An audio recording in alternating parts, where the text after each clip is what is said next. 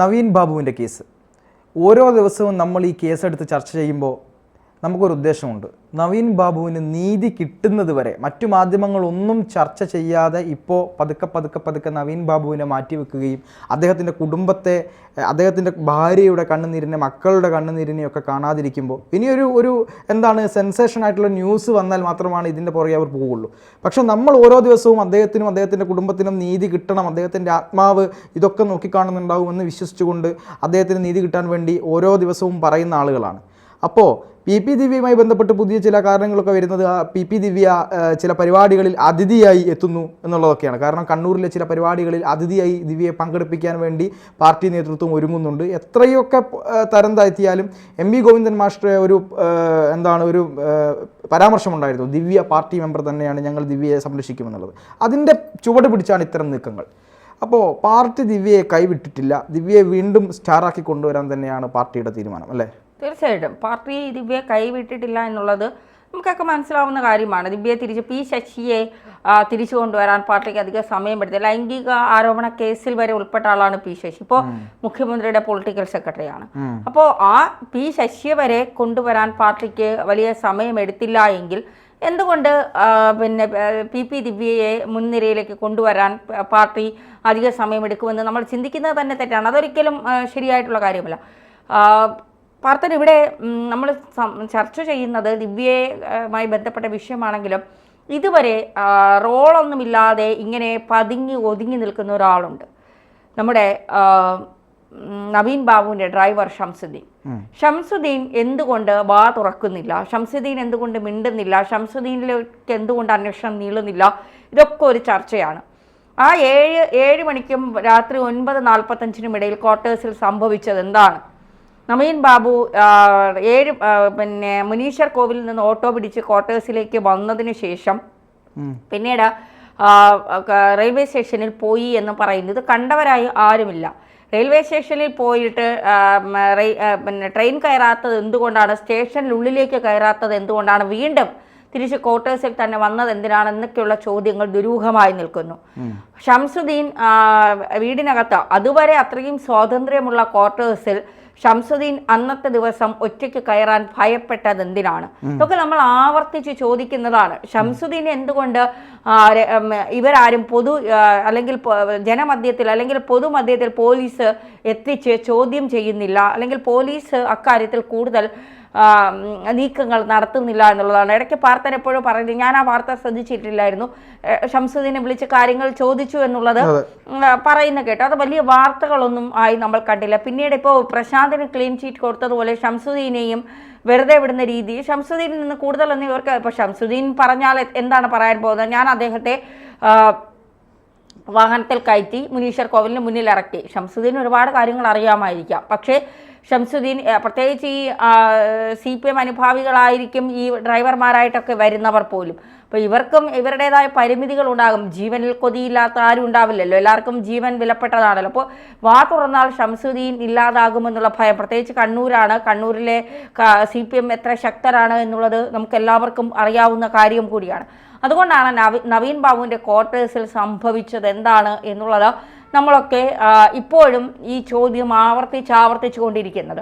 മറ്റൊന്ന്, കളക്ടർ ദിവ്യയെ രക്ഷിക്കാനായി മൊഴി കൊടുത്തു എങ്കിലും ഇപ്പോൾ കോടതിയിൽ നവീൻ ബാബു എന്നോട് വന്ന് കുമ്പസരിച്ചു എന്നൊക്കെ പറഞ്ഞ് കളക്ടർ ദിവ്യയെ രക്ഷിക്കാനായി ഒരു നയം സ്വീകരിച്ചുവെങ്കിലും അതിൽ ദിവ്യ അത്ര തൃപ്തയല്ല എന്നുള്ളതാണ്. അതായത് ദിവ്യയുടെ ഫോൺ പരിശോധിച്ചപ്പോൾ പോലീസിന് പല വിവരങ്ങളും കിട്ടിയെന്നും അതൊന്നും പുറത്തുവിടാൻ കഴിയാത്ത വിവരങ്ങളാണെന്നുമുള്ള സ്ഥിരീകരിക്കാത്ത റിപ്പോർട്ടുകൾ പുറത്തു വരുന്നുണ്ട്. പക്ഷേ എങ്കിൽ പോലും എന്തൊക്കെ വിവരങ്ങൾ കളക്ടറും ദിവ്യയുമായുള്ള ബന്ധത്തെക്കുറിച്ച് പോലീസിന് കിട്ടിയിട്ടുണ്ട് എന്നുള്ളത് ശരിയാണ്. പക്ഷേ എവിടെയൊക്കെ ദിവ്യയെ ബലിയാടാക്കാൻ മാത്രം ആരൊക്കെ ശ്രമം നടത്തി അവിടെ കളക്ടറെ ഒഴിവാക്കി എന്നൊരു തോന്നൽ ദിവ്യയ്ക്കുണ്ട്. അതുകൊണ്ട് തന്നെ കളക്ടർക്ക് പണി കൊടുക്കാൻ ദിവ്യയ്ക്ക് വലിയ താമസമൊന്നും വേണ്ട. കാരണം കളക്ടർ ചെയ്ത ഇടപാടുകൾ, വഴിവിട്ട ഇടപാടുകൾ, ഭൂമാഫിയുമായി ബന്ധപ്പെട്ട കാര്യങ്ങൾ, 1000 ഏക്കർ ഭൂമി നമ്മൾ 1000 ഏക്കർ ഭൂമി നമ്മൾ ഇന്നലെ സംസാരിച്ചതുപോലെ ചുഴലി പഞ്ചായത്തിൽ അവിടെ 1000 ഏക്കർ ഭൂമിയാണ് തിരിമറി നടത്തിയ സ്വകാര്യ വ്യക്തിയുടെ അനധികൃതമായി ആധാരം നടത്തി എഴുതിയെടുത്തത് EMSന്റെ വായനശാലയ്ക്ക് സമീപമുള്ള വസ്തു എന്നൊക്കെ പറഞ്ഞുകൊണ്ട്. അപ്പോൾ ഇതിന്റെ ഒക്കെ തിരിമറികൾ ആറളം ഫാം സ്വകാര്യ വ്യക്തിക്ക് പാട്ടക്കരാറിന് കൊടുക്കാൻ കളക്ടർ ഒരുങ്ങി എന്നുള്ള കാര്യം, അപ്പൊ ഇതിന്റെ പിന്നിൽ എന്താണ് എന്നുള്ള കാര്യങ്ങളൊക്കെ ദിവ്യയ്ക്ക് അറിയാം. കാരണം ദിവ്യയും കളക്ടറും തമ്മിലുള്ള ബന്ധം എത്ര ആഴത്തിലായിരുന്നു എന്നുള്ളത് എല്ലാവർക്കും അറിയാവുന്ന കാര്യമാണ്. അപ്പോൾ അതുമായി ബന്ധപ്പെട്ട കുറേ വാർത്തകൾ വരുന്നുണ്ട്. അതൊക്കെ അവരുടെ വ്യക്തിപരമായ കാര്യം, നമ്മൾ അതിൽ ഇടപെടാൻ പോകുന്നില്ല. പക്ഷെ എങ്കിൽ പോലും ഇതിൽ സാധാരണക്കാരന് അല്ലെങ്കിൽ നവീൻ ബാബുവിനെ കൊടുക്കാൻ തക്ക രീതിയിൽ എന്തെങ്കിലും കാര്യങ്ങൾ ഉണ്ടായിരുന്നോ, ഇല്ലാതാക്കാൻ തക്ക രീതിയിൽ എന്തെങ്കിലും ഉണ്ടായിരുന്നോ? കളക്ടർ ചെയ്ത എല്ലാ ചെയ്തികളുടെ കണക്കുകളും ദിവ്യയുടെ കയ്യിലുണ്ട്. കളക്ടർ നടത്തിയ തിരിമറികളുടെ എല്ലാത്തിൻ്റെ കണക്കുകളും ദിവ്യയുടെ കയ്യിലുണ്ട്. അതുകൊണ്ട് കളക്ടറെ പൂട്ടാൻ ദിവ്യയ്ക്ക് അധികം സമയമൊന്നും വേണ്ട. അതുകൊണ്ട് തന്നെ ആയിരിക്കണം കളക്ടർ താൻ തൂങ്ങും, ദിവ്യ തന്നെ പൂട്ടും എന്നുള്ളത് മനസ്സിലാക്കിക്കൊണ്ടായിരിക്കണം കോടതിയിൽ ഇത്തരം ഒരു കള്ളമൊഴി കൊടുക്കാൻ കളക്ടർ തയ്യാറായത് എന്നാണ് എനിക്ക് തോന്നുന്നത്. അതായത് ധന്യ പറഞ്ഞു നിർത്തിയ സ്ഥലത്ത് നിന്ന് ഞാൻ തുടങ്ങാമെന്ന് വിചാരിക്കുന്നു. കാര്യം ആ ഒരു 1000 ഏക്കർ ഭൂമിയുടെ തിരിമറിയുമായി ബന്ധപ്പെട്ട്, അതുപോലെ തന്നെ ആറളം ഫാമിൻ്റെ സ്വകാര്യ വ്യക്തികൾക്ക് പാട്ടക്കരാറിന് ഒക്കെയായി ബന്ധപ്പെട്ട് ഈ നവീൻ ബാബുവിന് ഏതെങ്കിലും തരത്തിലുള്ള ഇതിനെപ്പറ്റിയുള്ള അറിവുണ്ടായിരുന്നെങ്കിൽ, അദ്ദേഹത്തിൻ്റെ മുമ്പിൽ ഈ ഫയലുകൾ എത്തുമല്ലോ, അപ്പോൾ ഇതിൽ നടക്കുന്ന അഴിമതികളെ പറ്റി ഇദ്ദേഹത്തിന് അറിവുണ്ടായിരുന്നെങ്കിൽ ഈ ഒരു അഴിമതിയെ പറ്റി അദ്ദേഹം കേന്ദ്ര ഏജൻസികൾക്കോ ആർക്കെങ്കിലുമൊക്കെയോ ഈ വിവരം കൊടുത്താൽ കുടുങ്ങുന്നവർ ആരൊക്കെയാണ്? ഒരു പറ്റം ആളുകളാണ് കുടുങ്ങുക. കലക്ടർ ഉൾപ്പെടെ CPM-നേക്കാൾ അപ്പുറത്തേക്ക് കുറേ നെക്സസുകൾ, കുറേ മാഫിയ സംഘങ്ങൾ, ഭൂമാഫിയ, റിയൽ എസ്റ്റേറ്റ് മാഫിയ തുടങ്ങി ഒരുപാട് കണ്ണൂരിനെ പാർട്ടിയെയും കണ്ണൂരിലെ നേതാക്കന്മാരെയും കണ്ണൂരിലെ കലക്ടറെയും ഒക്കെ നിയന്ത്രിക്കുന്ന ചില ആളുകളുണ്ട് അവിടെ. അവരൊക്കെ ഇപ്പോഴും പുറകിലാണ്. നമ്മൾ നേതാക്കന്മാരിലേക്കും കലക്ടറിലേക്കും പോകുമ്പോൾ ഇതുവരെ പേര് വരാത്ത മുതലാളിമാരിലേക്ക് നമ്മൾ പോയിട്ടില്ല. അപ്പോൾ ആ മുതലാളിമാരൊന്നും അവരുടെ പേരുകൾ പുറത്തേക്ക് വരാൻ വേണ്ടി അവർ ആഗ്രഹിക്കുകയില്ല. അവർ ഉള്ളിൽ നിന്ന് കളിക്കുന്ന ആളുകളാണ്. അവർ കിങ് മേക്കേഴ്സാണ്. അതായത് നേതാക്കന്മാരെ സൃഷ്ടിക്കുകയും അതുപോലെ തന്നെ ബ്യൂറോക്രാറ്റ്സിനെ സൃഷ്ടിക്കുകയും തങ്ങളുടെ ആവശ്യങ്ങൾക്ക് വേണ്ടി അവരെ ഉപയോഗിക്കുകയും ചെയ്യുന്ന ഒരു പറ്റം ആളുകളുണ്ട്. അപ്പം അത്തരത്തിലുള്ള ഒരു വലിയ സംഘം നവീൻ ബാബുവിൻ്റെ ഈ മരണത്തിന് പിന്നിൽ പ്രവർത്തിച്ചിട്ടുണ്ടോ എന്നൊക്കെ കൃത്യമായി അന്വേഷിക്കേണ്ടതാണ്. പിന്നെ ഈ പറഞ്ഞതുപോലെ ഡ്രൈവറുടെ കാര്യം, ഡ്രൈവർ രാവിലെ ആ വീട്ടിലേക്ക് എത്തുമ്പോൾ വാതിൽ തുറന്നു കിടക്കുകയായിരുന്നു, എന്തോ ഭയം തോന്നി, മറ്റുള്ള തൊട്ടടുത്ത ആളെ വിളിച്ചു എന്നൊക്കെയാണ് പറയുന്നത്. അന്ന് മാത്രം ഭയം തോന്നാൻ ഡ്രൈവർക്ക് എന്താണ് ഒരു പ്രത്യേക ഇൻഡ്യൂഷൻ പവർ എന്തെങ്കിലും കിട്ടിയോ എന്നുള്ളതാണ് നമ്മൾ നോക്കേണ്ടത്. ഉൾവിളി വന്നോ എന്നാണ് നോക്കേണ്ടത്. കാരണം എല്ലാ ദിവസവും വന്നിട്ട് ഈ നവീൻ ബാബുവിനെ വിളിച്ച് കൊണ്ടുപോകുന്ന ആൾ അന്ന് മാത്രം നവീൻ ബാബുവിനെ വിളിക്കാൻ വരുമ്പോൾ അദ്ദേഹത്തിന് മറ്റുള്ള ആളുകളെ വിളിക്കേണ്ടി വരുന്നു, തിരിച്ച് പിന്നെ ഒറ്റയ്ക്ക് പോകാൻ പേടിയാവുന്നു. ഇതെല്ലാം കൂട്ടി വായിക്കുമ്പോൾ എവിടെയൊക്കെയോ ചില തിരിമറികൾ, എവിടെയൊക്കെയോ ചില സംശയങ്ങൾ എല്ലാവർക്കും ഉണ്ട് എന്നുള്ളതാണ്. പക്ഷേ പോലീസിൻ്റെ കൈയും കാലും കെട്ടിയിട്ടത് കൊണ്ട് ആ രീതിയിലേക്ക് അന്വേഷണം പോകുമെന്ന് ഞാൻ ഒരിക്കലും കരുതുന്നില്ല. അങ്ങനെ പോയി കഴിഞ്ഞാൽ കേരളത്തിൻ്റെ ആഭ്യന്തരം ഭരിക്കുന്ന ആളുകളിലേക്ക് പോലും ഈ അന്വേഷണം പോകേണ്ടി വരും. അത് പോലീസിന് ചെയ്യാൻ പറ്റുമെന്ന് ചെയ്യാൻ പറ്റില്ലെന്ന് എനിക്കും അറിയാം, ധന്യയ്ക്കും അറിയാം.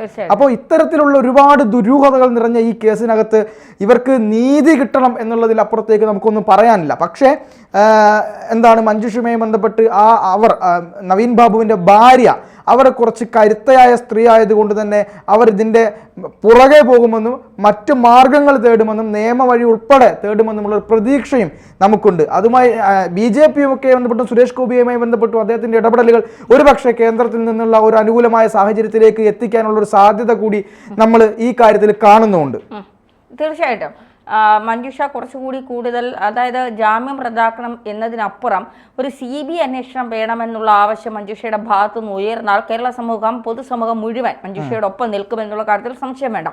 അതുകൊണ്ട് തന്നെ തീർച്ചയായിട്ടും മഞ്ജുഷ അക്കാര്യവുമായി ബന്ധപ്പെട്ട് മുന്നോട്ട് പോകണം എന്ന് തന്നെയാണ് കേരളത്തിലെ എന്നാൽ മാത്രമേ നവീൻ ബാബുവിൻ്റെ മരണത്തിൽ യഥാർത്ഥത്തിൽ എന്താണ് സംഭവിച്ചത് എന്ന് മനസ്സിലാക്കാൻ കഴിയൂ. തീർച്ചയായും.